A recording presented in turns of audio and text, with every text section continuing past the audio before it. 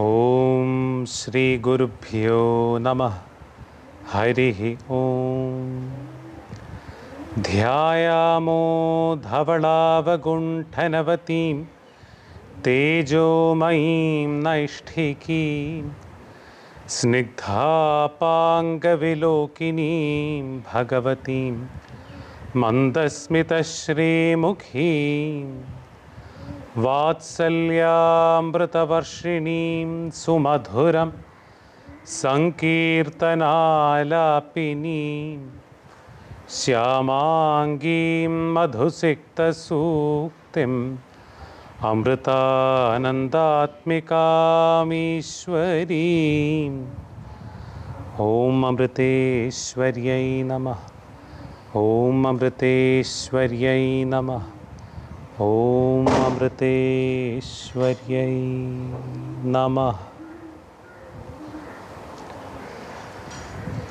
Om Amriteshwaryai Namah. After a small gap, let us continue our discussion on Hanuman Chalisa. So far we have discussed up to the verse number 32, and today we will discuss the verses 33 and 34. So the 33rd and 34th verses are Tumhare bhajan Ram ko paave janam janam ke dukh bisrave. And the 34th verse is Ant kal raghuvar pur jai jahan janm hari bhakt kahai. So these are the two verses we'll discuss today. Let's begin with the pronunciation and then look into the meaning thereafter. So pronunciation, as always, please respond after me. I'll pronounce each of the verses in 4 parts. Respond once after me, then we'll do the whole verse together. So please respond after me once. Tumhare bhajan Ram ko पावै राम को पावै जन्म जन्म के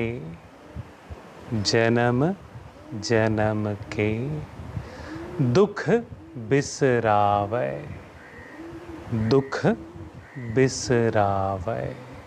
So I'll pronounce it once all together. Please respond after me once. तुम्हारे भजन राम को पावै जन्म जन्म के दुख बिसरावै. तुम्हारे भजन राम को पावै जन्म जन्म के दुख बिसरावै. The 34th verse in 4 parts. Please respond after me once. Antkal Raghuvar. Antkal Raghuvar. Purjai. Jahan janm Hari Bhakt kahai. Hari Bhakt kahai. Once all together, please respond after me. Antkal Raghuvar pur jai jahan janm Hari Bhakt kahai. Antkal Raghuvar pur jai jahan janm Hari Bhakt kahai. So let's look into the meaning word by word for the 33rd verse first. What does the verse say? It says, Tumhare bhajan, tumhare, of yours or yours, bhajan, glory, singing of glory, or the chanting of the name, Tumhare bhajan. The bhajan, the specific term, also stresses on repeated effort doing it again and again, and doing it with intensity, bhajan. To bhaja, to put yourself fully into it as you do it. So doing it with dedication. So tumhare bhajan, your singing of glory, your devotional hymns.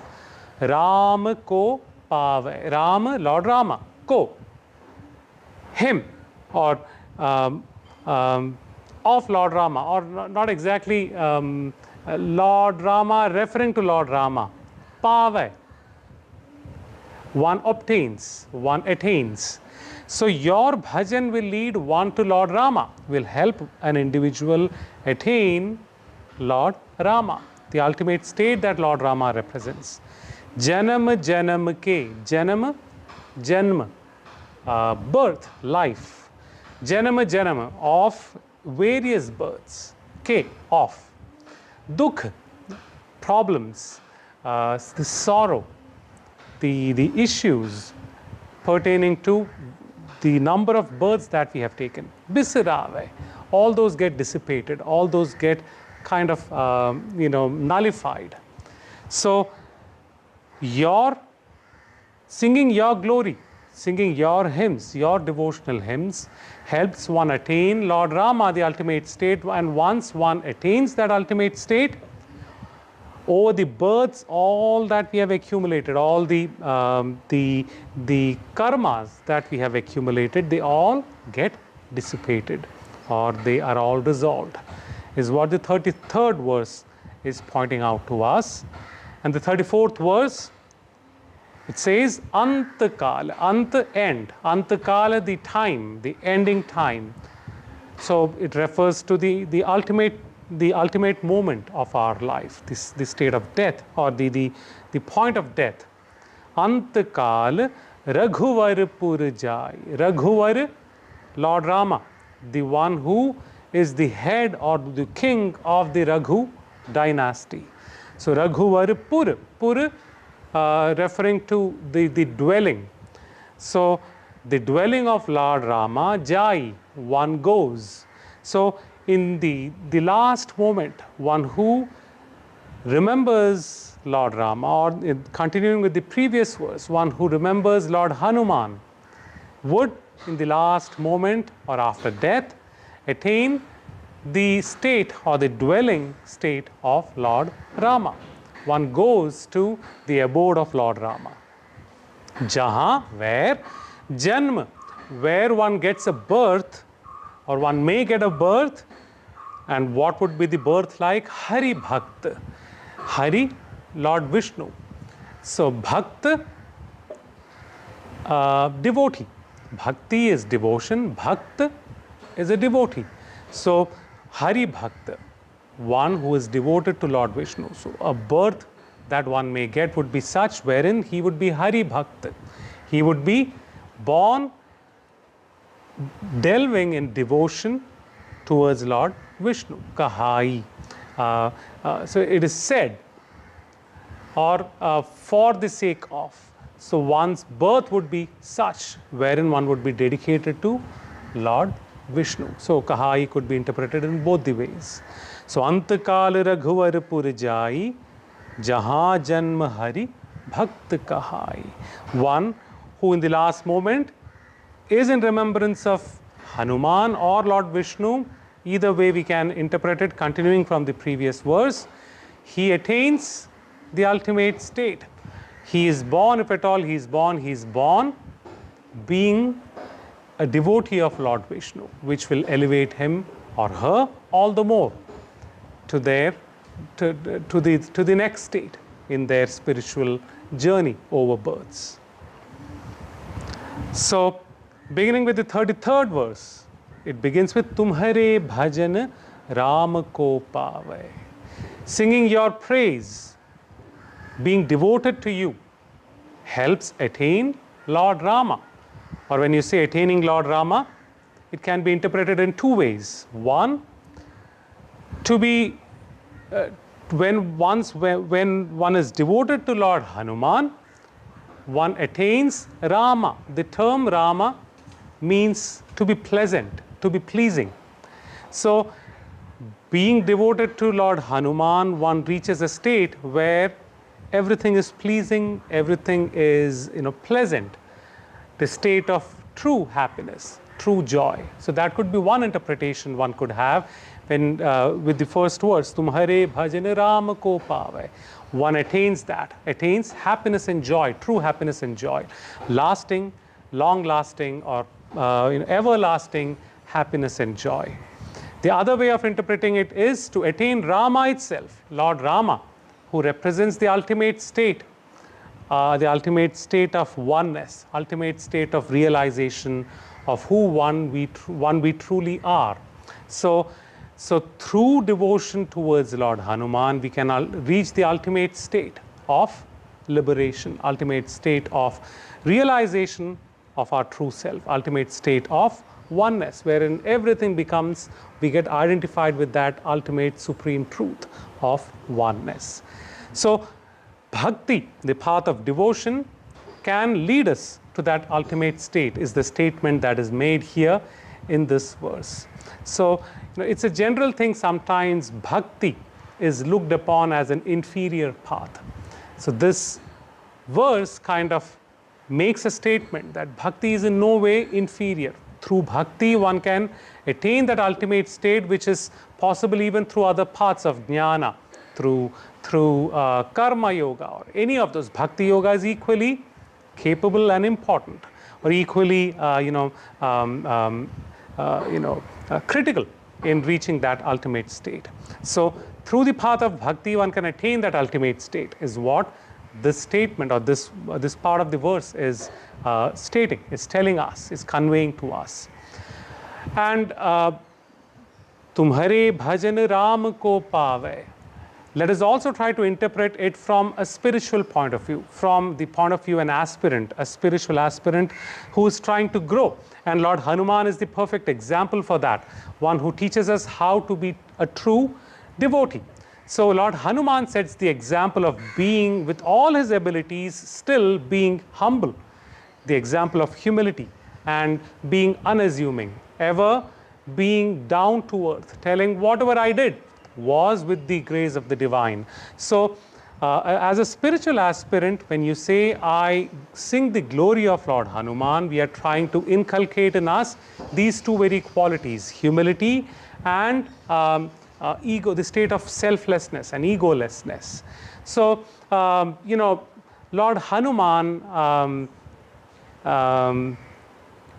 is known for all his abilities. One of the great contributions that Lord Hanuman made was this scripture called Hanuman Ramayana. So it's not very popularly known, but Hanuman Ramayana is Lord Hanuman's version of Ramayana. Rather, his first-hand experience, because he was verily there.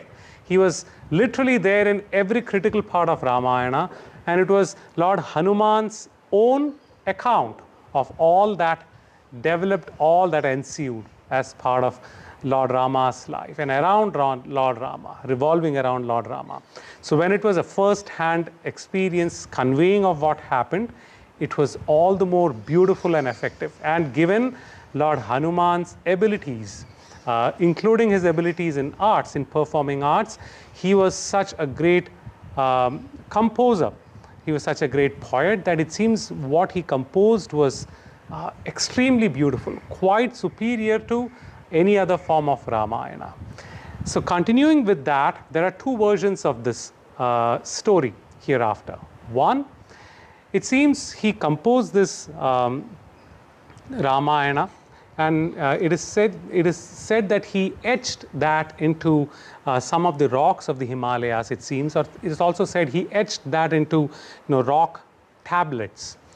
And parallelly, Valmiki, Maharshi Valmiki, sage Valmiki, was composing the Valmiki Ramayana, which all of us follow, the main, the original Ramayana in Sanskrit.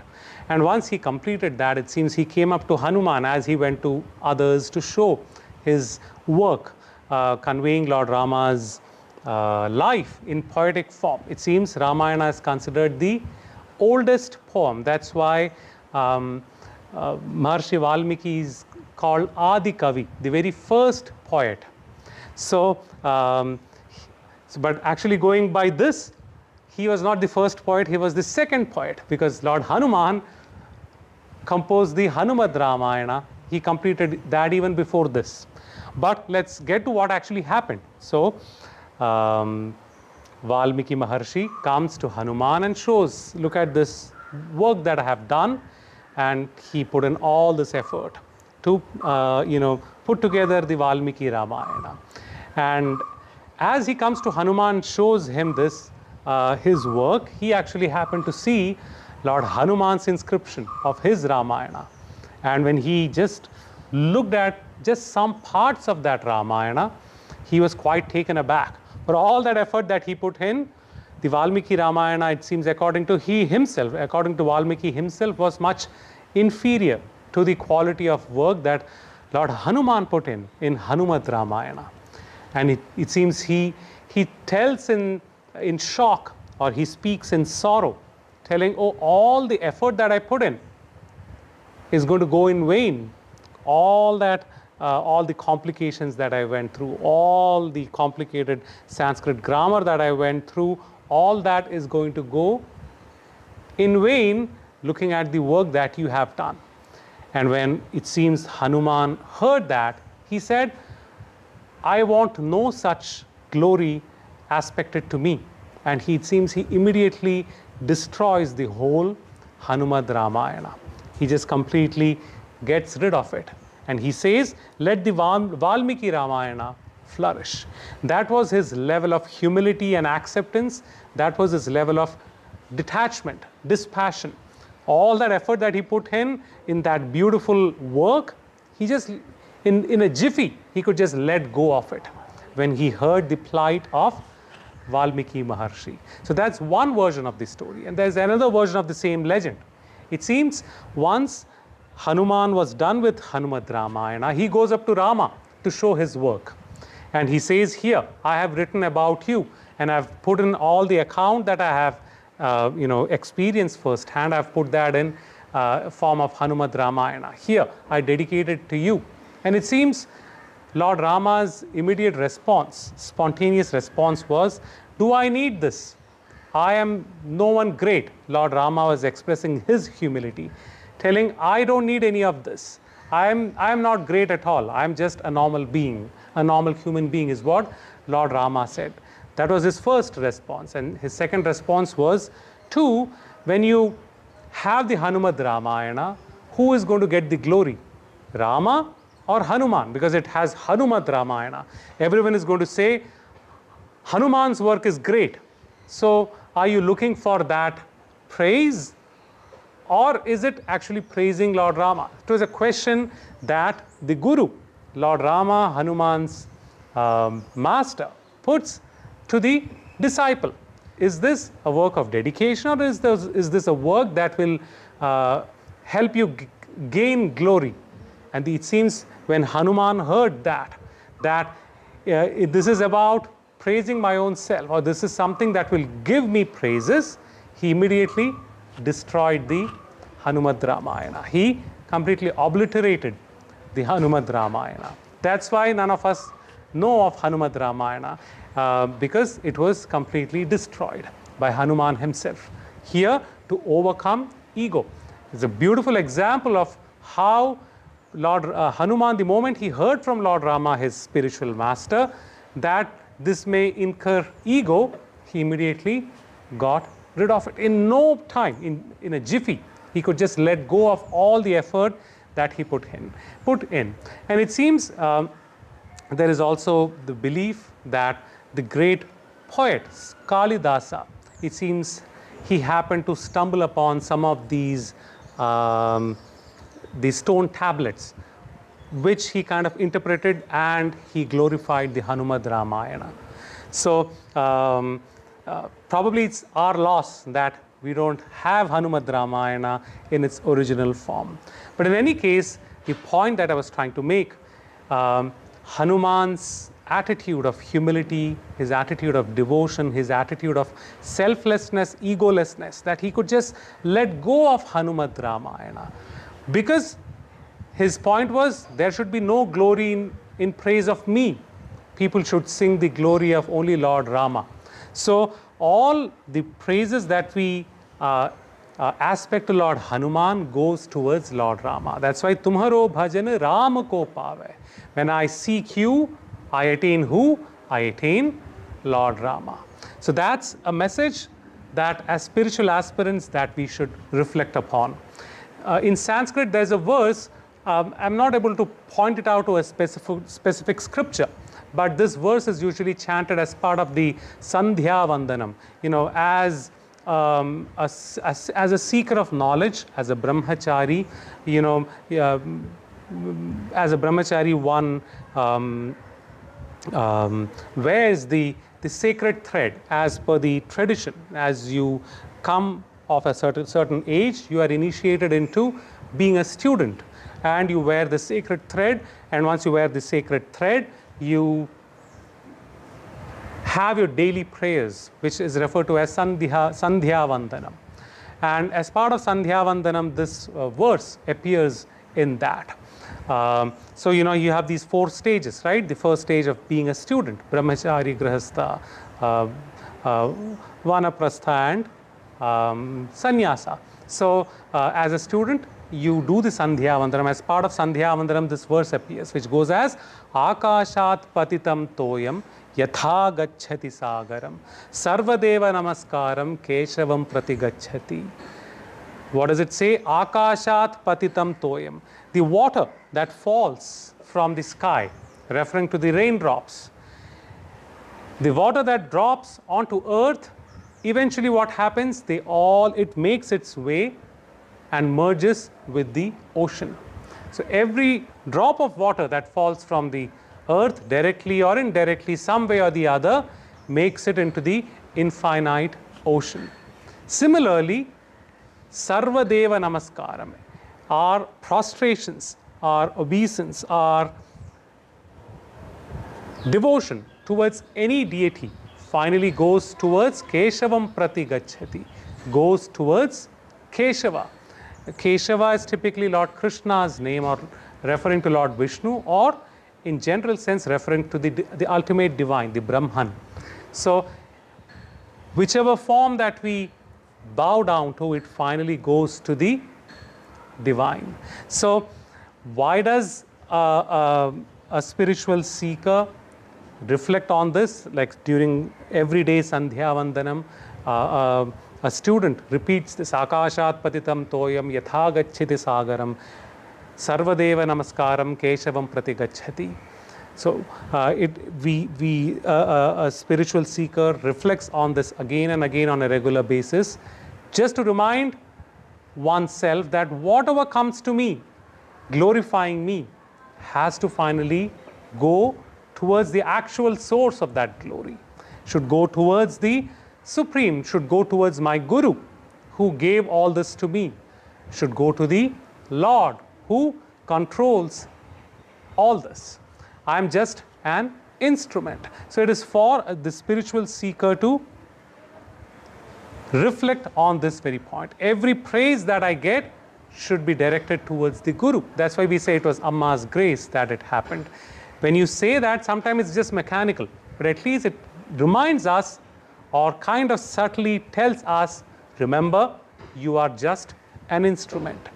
So this is an effective means of overcoming our ego. When we had the Diksha a few years ago, and we had these robes that were given to us, I have a very close fellow brahmachari, my dear brother, who I have been a good friend, a very close friend, a close brother. We are similar age. We have spent so much time together during Amma's tour, have had so much fun in life for years now.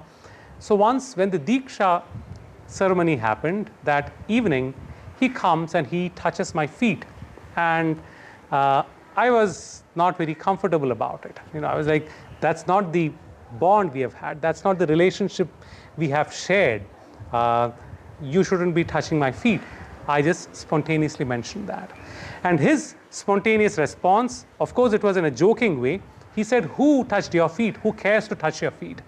All I bowed down was in front of the robes that Amma gave. I bowed down in front of that.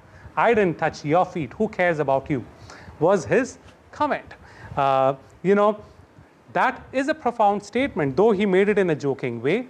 The respect I get, the respect each one of us gets is but the Guru, is but the Lord. So anything that comes towards us is actually towards the divine. We should be aware of that. Once we aren't aware of that, that's when our ego builds up. So every time there's a situation such wherein it builds up our ego, we should remind that this should be directed towards Amma. This should be directed towards my Guru. This should be directed towards the divine. This should be directed towards my Lord. That's the best way or the most effective way to curb our ego. You know, different programs, satsangs that I go for, you know, it's so nice of people to come and encourage me, share some words of encouragement. They would say they thoroughly enjoyed the program, the talk was great, or the bhajan was great, etc. And you know, this can help kind of boost your ego. So one of the things that or the mechanisms that I follow so as to keep the ego under check, not that I'm egoless, but at least as a spiritual aspirant, one thing I try to keep reminding myself each time I hear this is, of course, this is Amma's grace. But how do I practically think about it? The very first, first of all, the very basic fact is all these people are here for the program, not because of me. They are here because of Amma. You know, think of the flyer says, oh, this particular guy called Brahmachari Ramanandamrita Chaitanya is going to come and sing some bhajans today. You're all welcome. How many will turn up? How many will even care to come? What do they know about Ramanandamrita Chaitanya? Why would they come to hear his bhajans or his talk? Only when we say a disciple of Mata Amritanandamayi Devi, do people actually come. That's what is bringing people. And then they listen to the bhajan and they say it was nice, whatever. The very basic fact remains, no one cares otherwise, or no one would even give it any importance otherwise. It's because it's under Amma's name that it actually is happening. And secondly, people are liking it because it is under the whole auspice of Amma, Amma Satsang, Amma's ashram. That is what people are primarily, it's like the robes. People are respecting the robes more than anything else. You know, that way seeing any and every singer in the world should be praised. They aren't, because there is some force like this behind them that makes them receptive to people. So as long as we remember that force, that will help us keep our ego under control. You know, in Kerala, they usually give this example when you have these temple festivals, annual temple festivals, you would have these elephants beautifully decorated, and they are marched,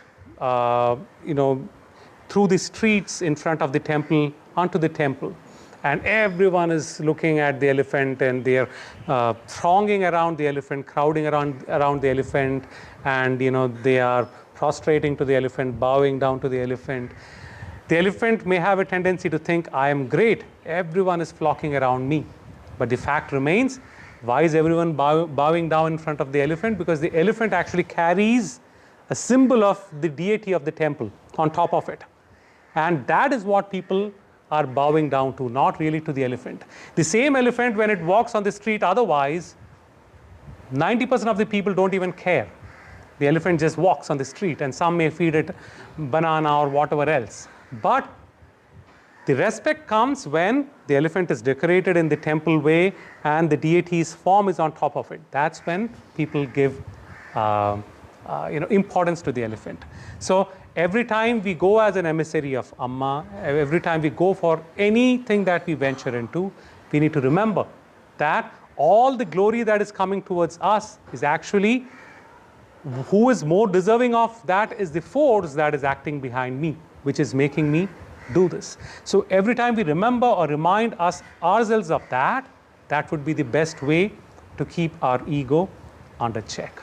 So that's why this verse or this line of this verse reminds us of that. As spiritual aspirants, we should remember, Tumhare bhajan Ram ko pave. The praises that go to Hanuman, actually they end up going to Rama. Similarly, every praise that comes to us, let it be directed to, let us mentally direct it to our Guru. Let us direct it to Amma, or let us direct it to the divine. That is the best way or the only way to grow. Otherwise, our ego is always going to inhibit us from growing. So the next line, Janama Janama ke dukh bisrave. Janama Janama. Of all the births, Janama is mentioned twice just to underscore the several births that we have. All the births that we have, the dukh, the problems, the complications of all the births, the karma that we have accumulated over all these births, they get taken care of. They get dissipated. Now, what holds us in this cycle of birth and death? We are born again and again, again and again, again and again. What makes us do that? Our ego is verily the cause of us to be born again, because we leave something pending because of our ego, and to take care of that, we need to be born again. That's what we refer to as the karma theory. We call it prarabdha karma for each birth that we need to deal with. It is all born out of our ego. And when we say it is born out of our ego, we can break it down to our likes and dislikes, our desires, our self-centric thoughts, our self-centric actions. This is what we refer to as ego. Ego is not something, a small thing inside our heart or inside our mind. Ego is basically all these things that we materialize our ego through. Our desires, our thoughts, self-centric thoughts, our likes and dislikes, acting only based on our own likes and dislikes, being self-centric, is what incurs karma for us. And as it incurs karma for us, we have to be born again so as to compensate for that. So Janama Janama is just pointing out to that repeated births that we need to take. Again and again we need to be born. So as we get a new birth, rather than accumulating more and more because of our ego, our primary focus of each individual birth should be to dissipate this ego as much as possible. And how do we do that? Through letting go of our ego. So through the process of letting go of our desires, our self-centric thoughts, holding on to our likes and dislikes. The more we let go of them, the more we are letting go of our ego. And what is the best way to do that? The path of bhakti. Because we are aspecting everything to the Guru, we are aspecting everything to the beloved deity, it helps us overcome ego much better. And all the examples of various asuras that we have discussed in all the various scriptural discussions, we discuss how the asura gets killed by Lord Vishnu or Lord Shiva or Brahma or someone, Krishna or someone else. It's basically the asura would be under the spell of a curse, and the Lord comes and frees the being from the curse, right? That's the whole process. Over births, we come accumulating all this. Finally, through devotion, through bhakti, through grace of the divine, we overcome that. A good example is from the Bhagavata Purana. We have the episode of Gajendra Moksha. Gajendra Moksha is wherein the very distinguished elephant called Gajendra gets liberated with the help or with the grace of Lord Vishnu. It seems there used to be a king called Indradyumna. Indradyumna was very capable, very abled king, and a lot of abilities that he had.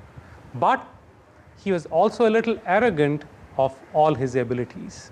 So it seems once when sage Agastya visited him, he kind of disrespected sage Agastya. It seems he did not even stand up to receive the sage. That is the tradition when a sannyasi, when a sage comes in, you just stand up to receive them.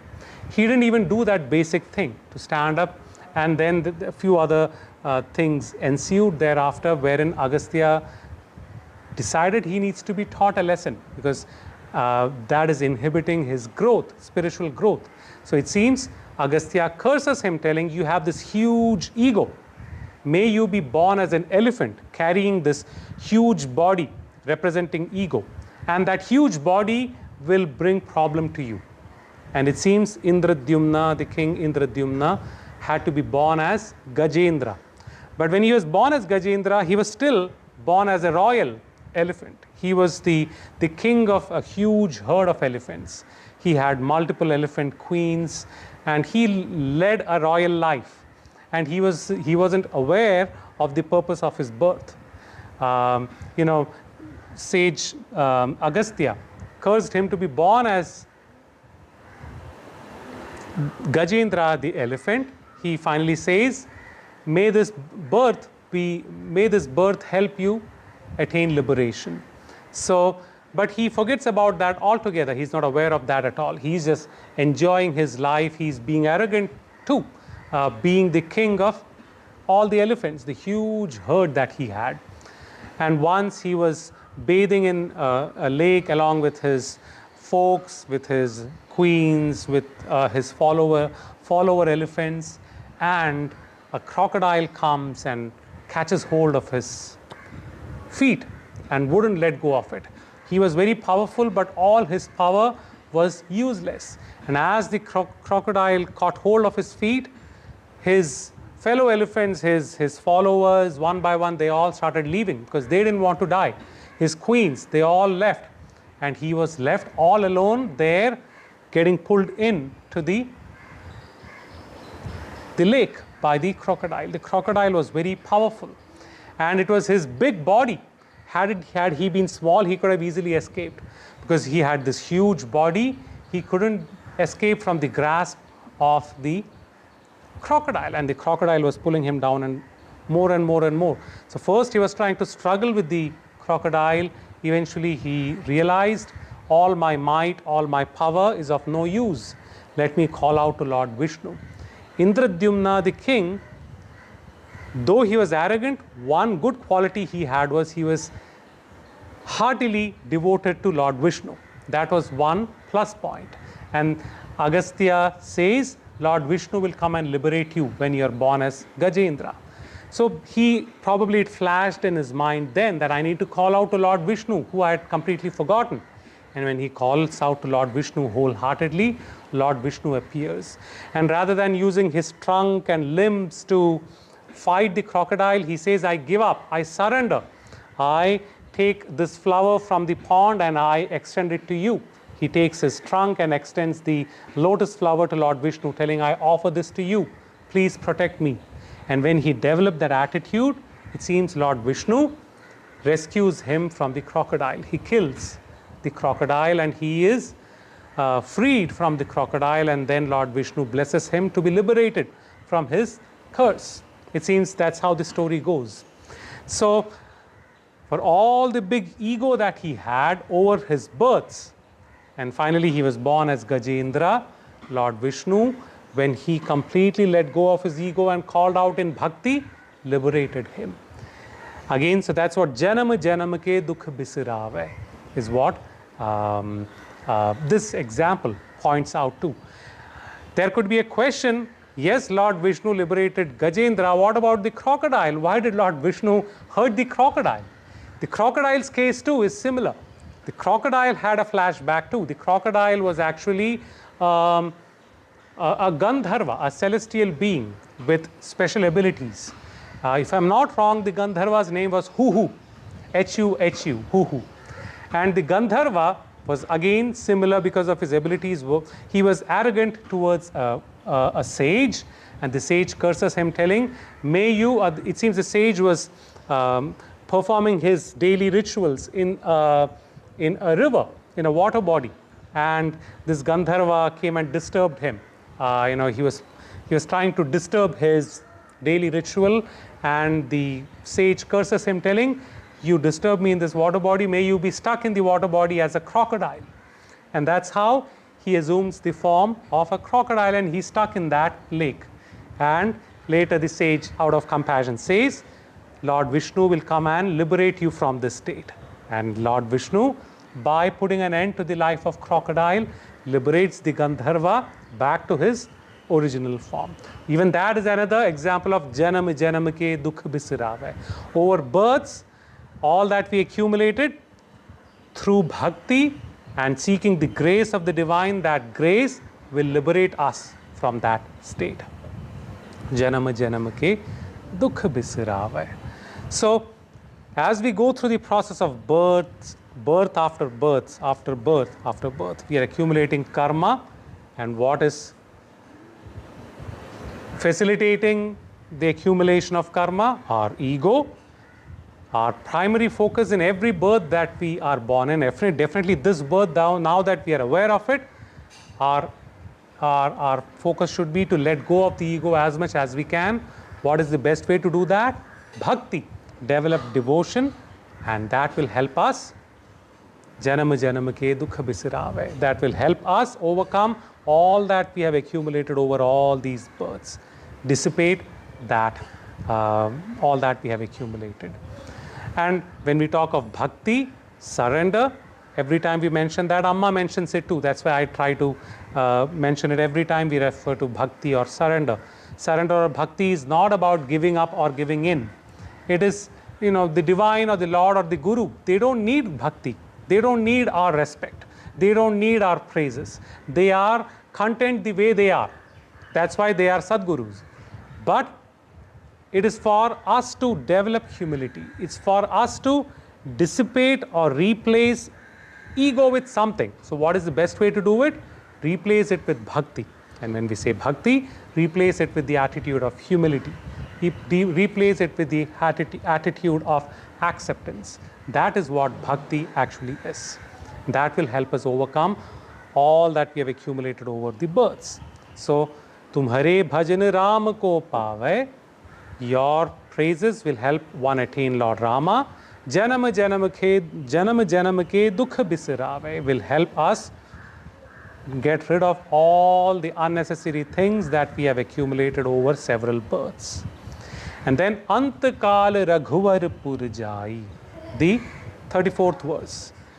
Antakal, in the end time, with the very last moment, at the moment, in the very end of our life, Raghuvar Purjai, one attains or one goes towards the abode of Raghuvar, the abode of Lord Rama, the abode of the divine, the state that Lord Rama represents. One goes towards that. When tumhare bhajan Ram ko pave, when in the last moment one remembers you, one constantly is in remembrance of you, when one constantly chants of you, one ascends to that higher state of the divine, or that ultimate state of the divine. Bhagavad Gita chapter 8 talks about this, the very last moment. The 5th verse of the Bhagavad Gita chapter 8, it says, Antakale cha mameva smaran muktva kalevaram yah prayati samadbhavam yati nastyatra samshayah. Antakale cha mameva smaran muktva kalevaram. In the very last moment, when one remembers me and then lets go of the body or relinquishes the body, prayati samadbhavam yati. One who leaves the body, yah prayati, one who leaves the body remembering me or remembering my name, sa madbhavam yati. Such a being will come towards my bhava, will come towards my nature. And what is the divine's nature? The ultimate state of oneness will come towards me. Nastyatra samshaya. There's no doubt in that. The last moment, when one remembers me, will ever ascend or will ever elevate towards my nature. And then There's 6th verse which says, Yam yam vapi smaran bhavam tyajantyante kalevaram tam tamaiveti kaunteya sada tad bhava bhavitah. Yam yam vapi smaran bhavam tyajantyante kalevaram. Yam yam, all that one by one, all that one beholds in one's mind or one thinks of, or the attitude one holds, or the nature, the bhava that one holds, tyajantyante kalevaram, holding which one relinquishes the body, tam tamaiveti, that verily is what towards one proceeds after one's death. Tad bhava bhavitah. One goes towards that very bhava. So the bhava that we leave our body with, we go towards that. That's why Amma says, in the very end, Amma gives that example of the story of the businessman. We'll get to that. In the very end, we need to keep remembering the divine. Only then we go towards the higher state. And when we say to remember the divine in that last state, it's not as easy as being said. To remember the divine or to remember the right things or the positive things in the very last moment, we can't just say that let me think of this and this when I die. And when that moment comes, our natural instinct kicks in and we forget about the divine's name then. So if at all we need to remember the divine's name in the very last moment, we need to make that into our habit. Rather, we need to make that into our nature. Only then it would naturally come. There's this popular saying, right? I'm just phrasing it in my own way. I don't know how the actual saying goes. I'm just phrasing it in my own way or based on what Amma says. Our thoughts are what materialize as words. Our words are influenced by our thoughts. Then our words, they become our action. And our actions, they become our habits. They develop into our habits. Our habits is what finally decides what our character is going to be. And our character becomes our very nature. And our nature is what decides what our destiny is. And these two verses are verily talking this very point, right? They're talking of this very point. The last moment, one should remember me, and when one remembers me, will come towards being of my own nature. And the 6th verse says, how can one remember me? Yam yam vapi smaran bhavam tyajantyante kalevaram. One who keeps, one would remember the last moment what he keeps contemplating on throughout his life. And that decides his destiny. So our each thought, our each word, our each little insignificant action, they all have a say in what we are going to be. So every action, every thought, every word that we exercise, let us use Shraddha. That's why Amma says we should use Shraddha. So we should make it into our nature so that it spontaneously happens in the very last moment. So there's this famous story of the Mughal emperor who ruled the Indian subcontinent, Akbar, who had great set of ministers who were known for their intelligence, their smartness, their knowledge. So there would often be people, scholars who would come from outside the other kingdoms and come and challenge them. So, and one of the ministers, or probably the ministers who would stand out of all his set of ministers, would be Birbal, who was known for his quick-wittedness, his smartness, his deep knowledge, etc. So once it happened that a scholar comes into the court and challenges the whole array of intellectuals in the court, telling, I've heard of all of you and your intelligence, your might. Your intellect might, I'm challenging you.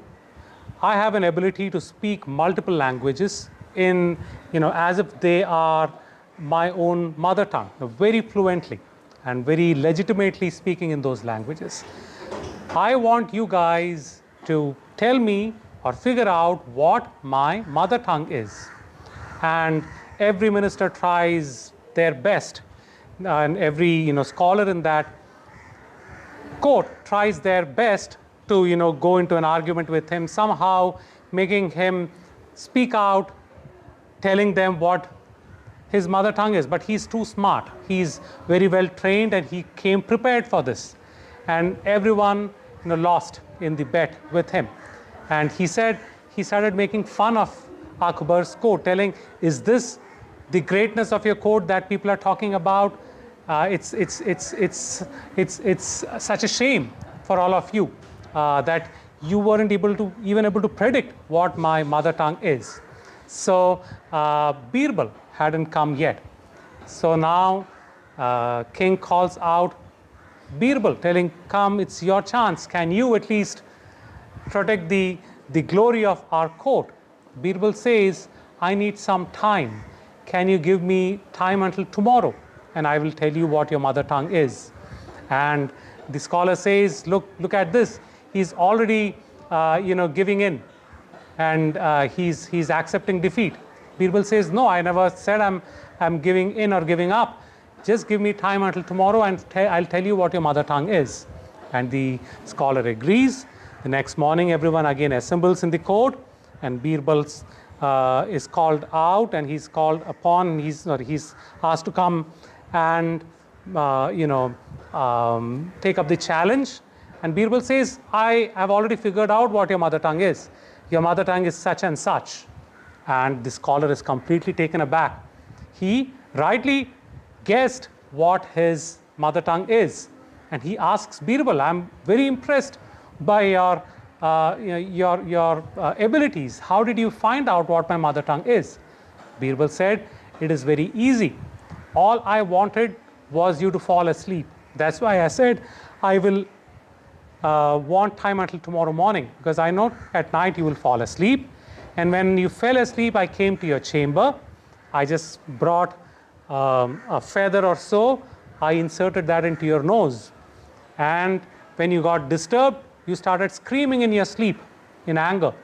And when you screamed in your sleep in your anger, what is the language that would naturally come out when you get angry, or in such moment when you don't have control over your senses? Your mother tongue. And you started screaming at me in your sleep in this particular language. So I confirmed that's your mother tongue. So how much ever you're trained for this debate, how much ever you're trained for this challenge, when the testing moment comes, wherein you lose control of your senses, what is your nature will come out automatically.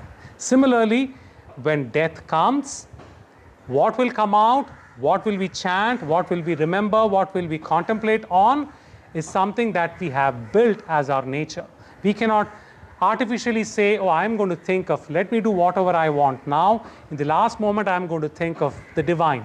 That is not going to happen. We need to train for that right away, this very moment. Only then will we be prepared to do that at the last moment. It's like the story that I was mentioning a little earlier that Amma shares.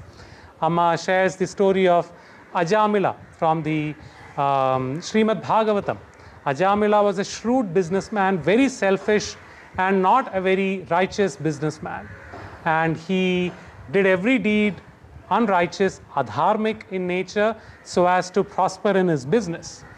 And finally, the last moment at his deathbed, he was so attached to his son that he called out his son's name as he was about to die. And his son's name happened to be Narayana, which happens to be Lord Vishnu's name. He called out Narayana because he called out Narayana instead of the messengers of the Lord of Death. The messengers of Lord Vishnu came and took him up to Lord Vishnu's abode. He got liberated, rather, because he called out Narayana in his last name. So Amma gives the story of this businessman who also was kind of very selfish, not very righteous. And he named 3 of his sons, Keshava, Narayana, Madhava, Lord Vishnu's name, so that in his last moment he also calls out his son's name and he also gets liberated, because he didn't particularly live a righteous life. So he's also in his deathbed, he's about to die. he calls out Keshava, Narayana, Madhava, and all Keshava, Narayana, Madhava, all three of them come rushing to him. And when he sees them all here, he says, "Hey fools, why are you here? If you are here, who is taking care of the business?" And he calls them fool and he passes away. So the last moment, what does he think of? He thinks of the term fool instead of Lord Lord Vishnu, who he thought he would think of calling out his son's names. So what would be his next birth is for us to guess. He will be probably born as a fool because he thought of fool. He thought, or he pronounced the term fool when he died, right? So what would naturally come is what we built as our nature, our thoughts to our actions, to our words, to our actions, to our habits, to our character, to our nature. That's what decides what we will do in the very last moment, in the testing times. Testing time, the very last ultimate testing time. So we need to build up to that. So the verse, it says, Antakal Raghuvarpur Jai. When will we go to Raghuvarpur?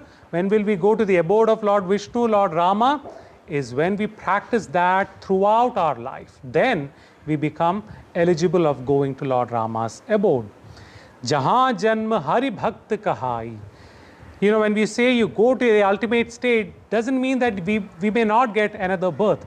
We may get a much better birth. We may get a birth and we may get a much better, much meaningful birth. That's why it says Hari Bhakt. We will be born as a Hari Bhakt. We will be born in an environment that will be surcharged with bhakti, an environment that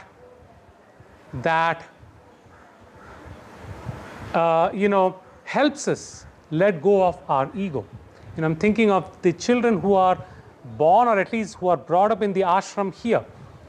I was also brought up in the ashram, but I feel the children who live in the ashram now are, much better off. They are utilizing the presence, Amma's divine presence, and the presence of, other spiritual aspirants, people who are spiritually oriented. They are utilizing it much more to the fullest extent than I did when I was a little kid growing up in the ashram.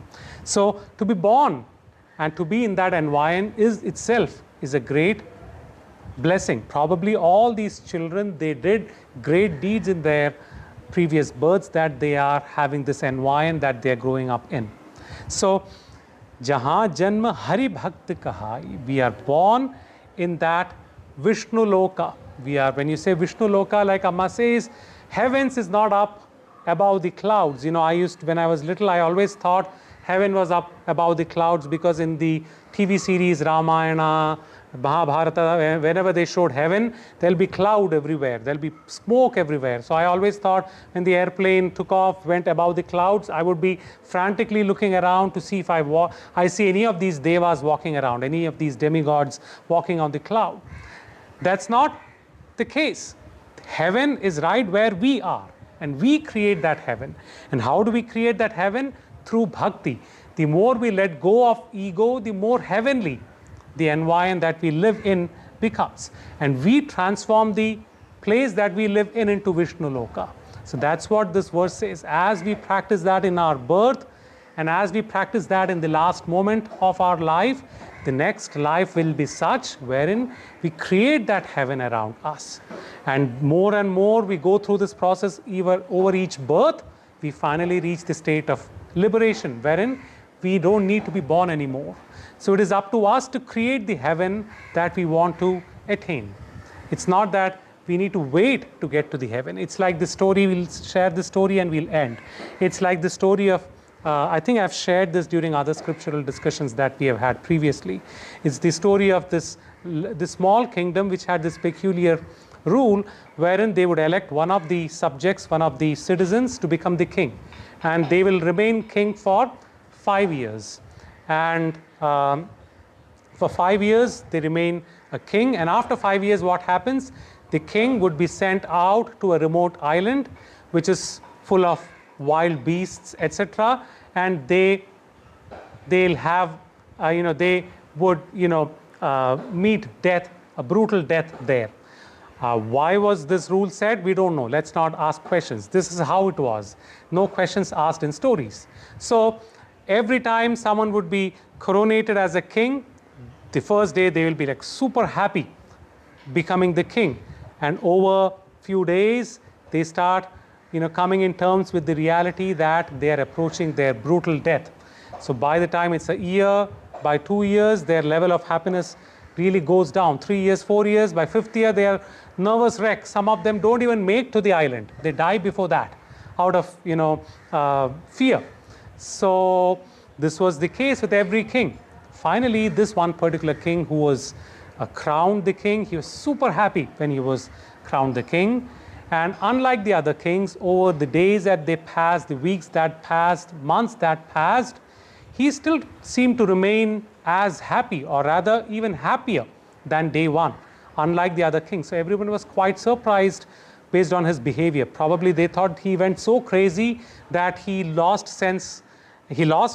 control over his senses, that he's just laughing and being happy every moment. Probably he's gone crazy. But he seemed to be quite happy, and the very last day of his being the king, he probably was happiest. And it was very unlike the other kings. And finally, he was put on the boat, taken to the island, and the people who were escorting him, even they were quite intrigued by his level of happiness and excitement. So they asked him, all the kings that we have taken to the other island, some of them didn't even make to the island, and those who made, they were just completely in mess, mental mess. They were in fear, they were in anxiety. We don't see any of that in you. How come? How are you able to be so happy when you know you're going to meet your brutal death? And he says, who said I'm going to meet brutal death? The very first day I became the king, I signed an executive order. I signed the order that the island that I'm going to go after 5 years be completely cleared. All the wild beasts put in a zoo or a safari, and a huge mansion be built, a huge kingdom be built. The best people from this kingdom be transferred or transported to that island. The best of the people of best abilities, may they all be transported to that island. So now I'm going to this king, or to this kingdom, to be the eternal king there with the best of citizens that I can have. Why shouldn't I be happy? So the case of other kings, they just took it as their destiny, and they never thought of converting that, though they had the power to convert that into their favor. Rather, this king utilized his power, his ability to convert where he is going, or where he is going to be, into heaven.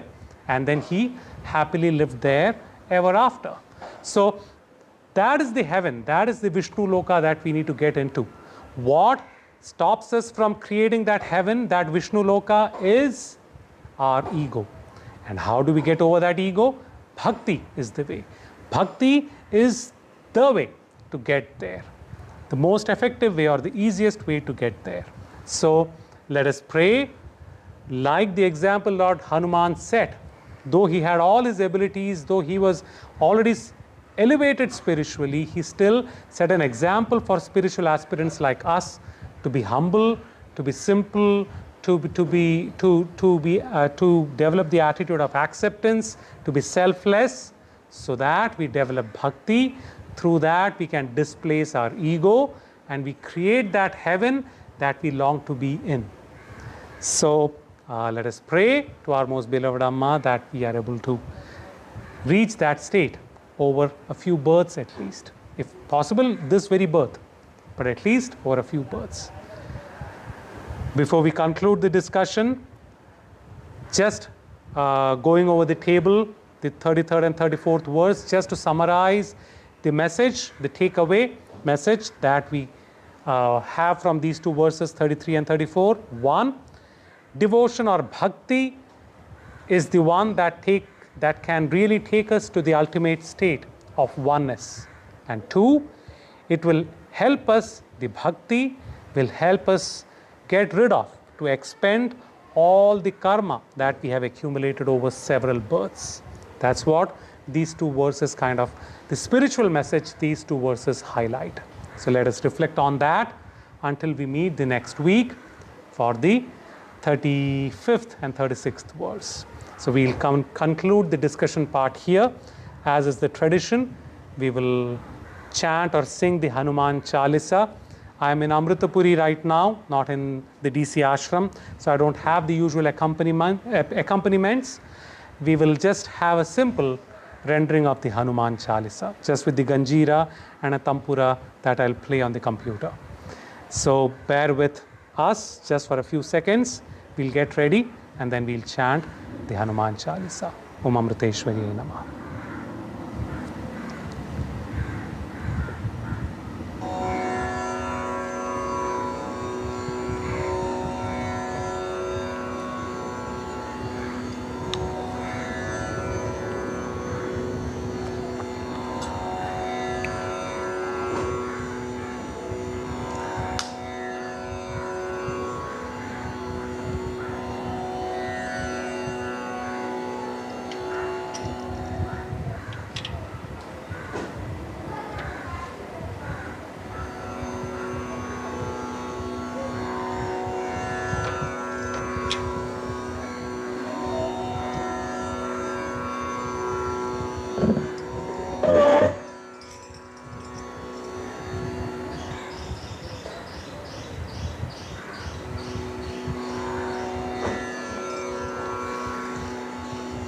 Shri गुरु चरण सरोज रज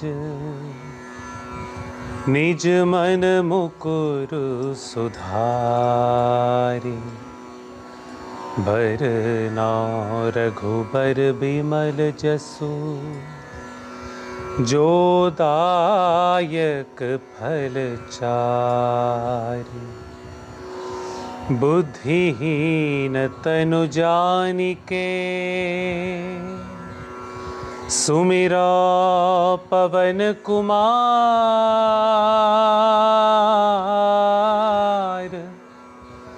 बल बुद्धि विद्या देहु मोहि हरहु कलेस विकार।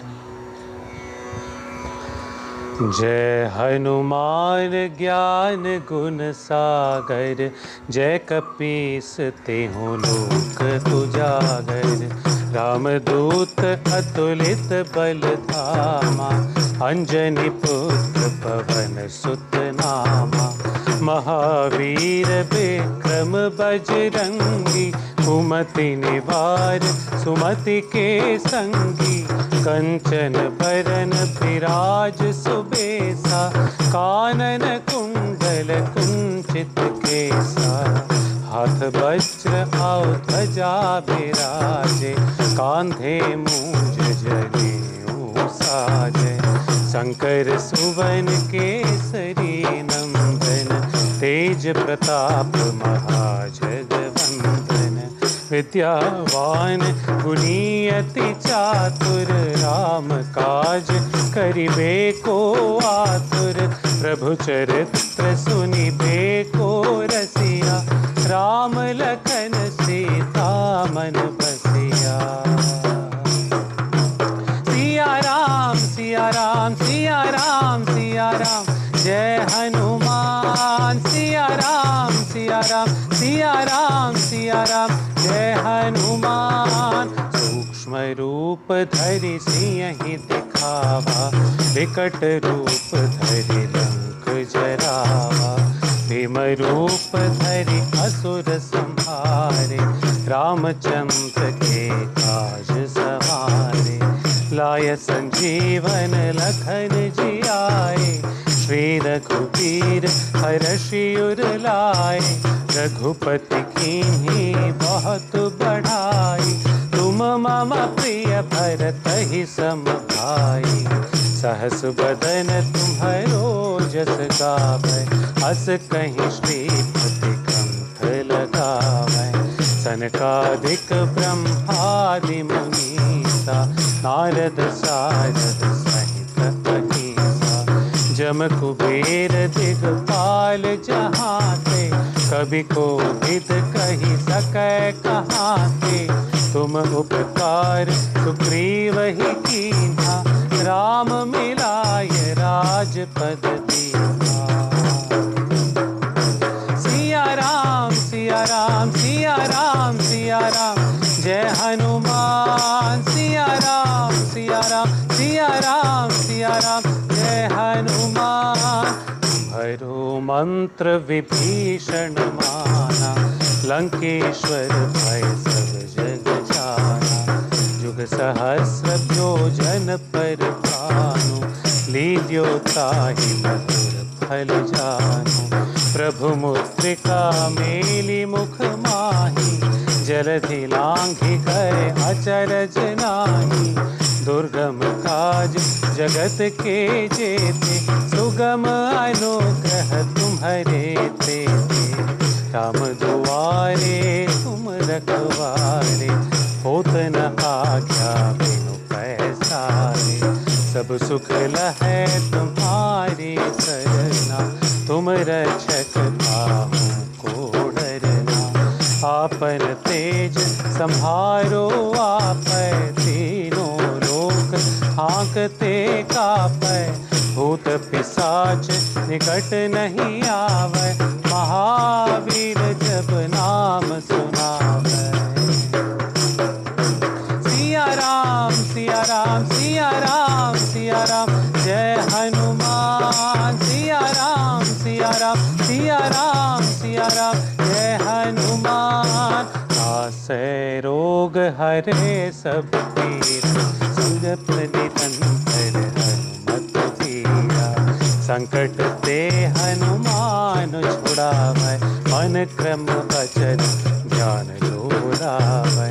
सब पर राम तपस्वी राजा, तिनके काज सकल तुम साजा।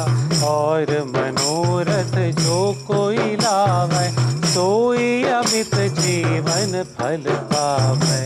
चारों जुग परताप तुम्हारा, है परिसिद्ध जगत उजियारा। साधु संत के तुम रखवारे, असुर निकंदन राम दुलारे। अष्ट सिद्धि नौ निधि के दाता, असबर दीन जानकी माता। राम रसायन तुम्हारे पासा, सदा रहा रघुपति के दासा।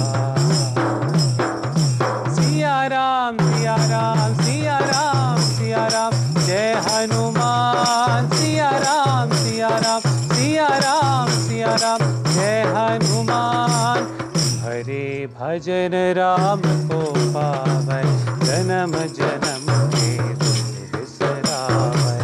अंत काल रघुवरपुर जाई, जहाँ जन्म हरि भक्त कहाई। और देवता चित्त न धरई, हनुमत से सर्व सुख करई।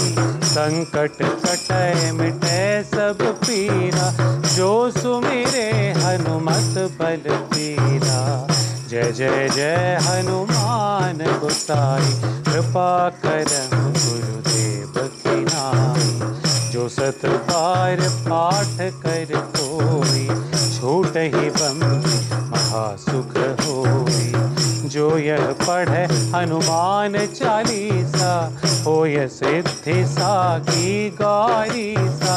तुलसीदास सदा हरि चेरा, कीजे नाथ हृदय मह डेरा। कीजे नाथ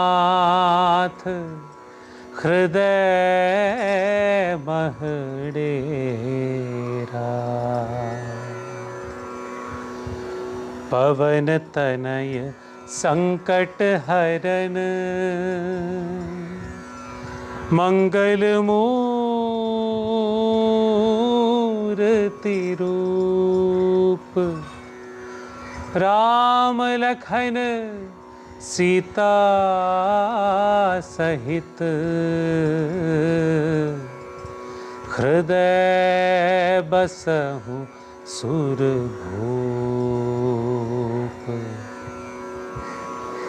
सियावर रामचंद्र की जय, सिया सियावर रामचंद्र की जय।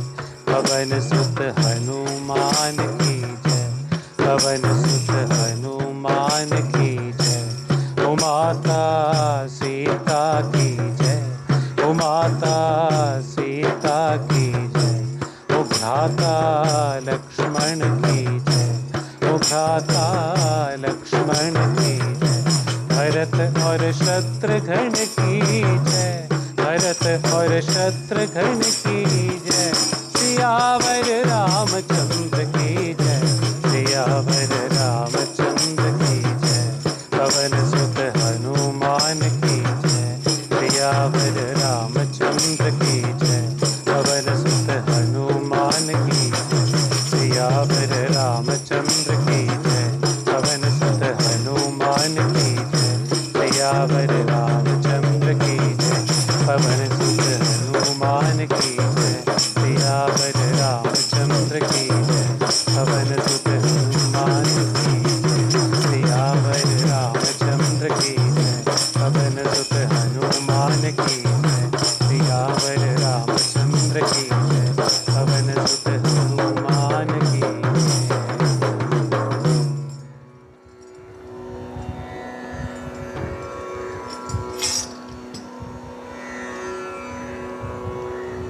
ओम असतो मा सत्कमय तमसो मा ज्योतिर्गमय मृत्योर्मा अमृतं गमय। ओम शांति शांति शांति। ओम लोकाः समस्ताः सुखिनो भवन्तु। लोकाः समस्ताः सुखिनो भवन्तु।